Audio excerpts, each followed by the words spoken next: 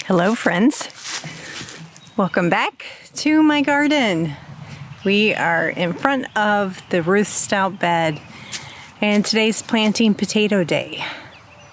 Been following the moon phase planting guide this year, see if it makes a difference in how root crops versus fruiting crops produce and take off. So I have planted potatoes Ruth Stout method 3 years now. Last year I took a break from it just to see what I had learned from growing potatoes just directly in the soil and the earth, and I didn't like it so much. I didn't like having to get my hands all dirty. It's very nice when you pull back straw and you have grocery store clean potatoes just sitting there waiting for you. So I have Norland, Russet, and 2 bags of Yukon Golds. I'm going to be splitting my bed. It's about 5 feet wide, 4 to 5 feet wide, 20 or so feet long, maybe 30 feet long. Excuse me, I'm gonna sneeze. My hands are already dirty. I've already been gardening. But I'm gonna set these out, show you kind of the spacing. But half of this bed is going to be shared with sweet potatoes as well. So I'm going to save off half the bed to grow my sweet potatoes in. But this is a very quick process. No digging, no effort whatsoever. So let me show you.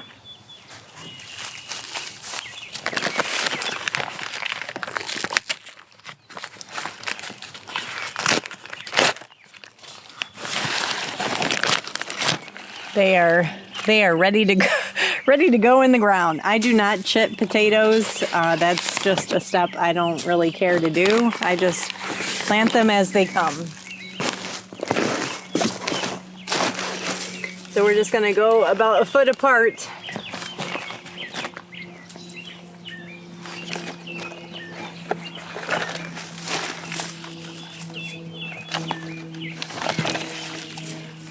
Hopefully you guys can see that. That is my spacing for the russets. Or no, red Norlands. Moving on to the russets now.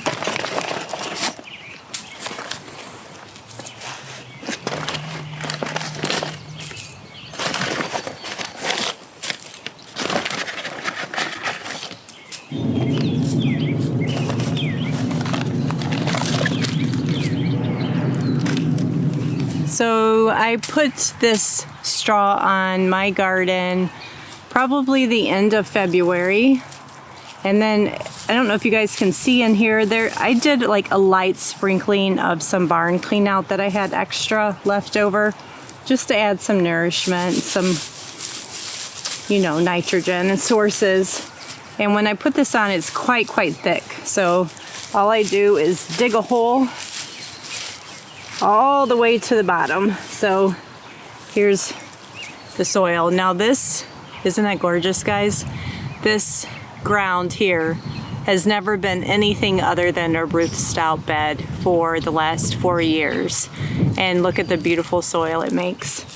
It started out with just lawn and then turned into cardboard over that lawn, and then years and years of breaking down all that beautifulness. So taking your potato, eyes pointing up as best as you can, and then I just pull back the straw over it. That's it. That one's done. And I had the funniest story that one year when I was out here in the garden harvesting potatoes, and I was showing folks how beautiful my potatoes were that I was harvesting, I was getting called out by somebody that no way that that's possible. She went and got those from the grocery store and just put them under the soil. So that's proof on how clean they come out. They come out absolutely so clean and nice. I'm sure I'll get questions on whether or not I will hill these potatoes, and if so, how will I hill them? Typically what I do, I'm a pretty lazy gardener, So it would be optimal to hill them. And hilling them is, in traditional sense, when you grow them in crop rows, you're pulling soil back around the plant as it's growing up. And typically what I do is I will just use any extra straw and hay around this bed and kind of push it higher and higher and higher over the plant as it's growing up. I don't really invest in buying any more inputs to do my hilling. How's it going? Good. I didn't have enough kind of just stock right here. As much potato as I bought.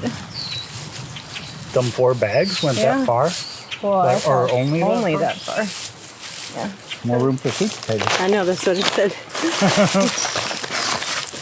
Fine by me. How's the straw? Good. Some spaces are lower than others, but I'm not quite sure why. I'm sure it was hard for me to tell when I laid it out. It was cold that day too. That lettuce that came up over there tastes good. Oh, does it? Did you remember? Let's give her a quiz. Did you remember to put on your tick spray before you came out here? Oh, yeah. Good job. I woke up this morning and I didn't even really come outside yesterday other than to do chores. And I had one in my hair. Oh, I hate that. They're bad this year for us. So bad. We just didn't have that hard spring freeze that really can help keep them at bay, you know, a little bit. I think that's what it is. Yeah. I had one a couple years ago, and like my mustache was like itching for a couple days, and just itching. Oh, sorry, on your. I had one in my mustache, like for a couple days before I even knew it. Good reason to shave the beard, huh? Tick prevention.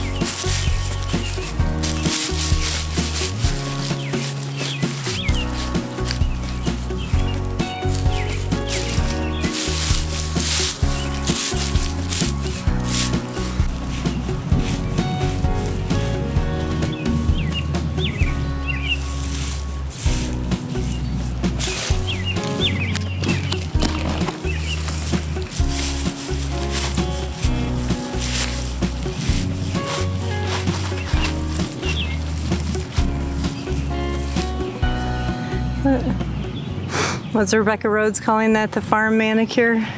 Dirt manicure is complete.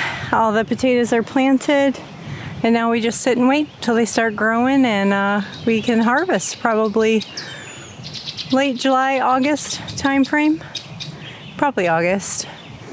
So I will definitely share the entire process with you, like if I heal them, how I heal them, and if when it comes time to harvesting, how much do you get?